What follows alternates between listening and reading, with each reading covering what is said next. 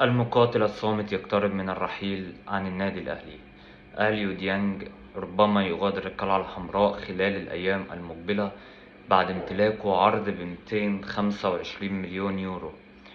طبعا الأهلي كان جاب أليو ديانج في 2019، طبعا بمبلغ قليل جدا، ولكن كانت صفقة مميزة قدمت للأهلي كتير وجماهيره، وكان التزام ما شفناش طوال او اكتر من 5 سنين مشكلة من اللاعب.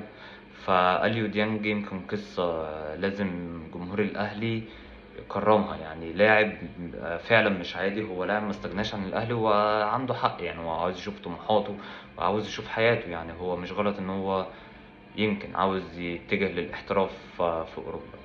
طبعا العرض اللي موجود ده بنسبة كبيرة من نادي فالنسيا الاسباني، فطبعا لازم الأهلي يشوف بديل للمالي أليو ديانج خلال الأيام الجاية دي، وهنشوف مين هو هيكون البديل.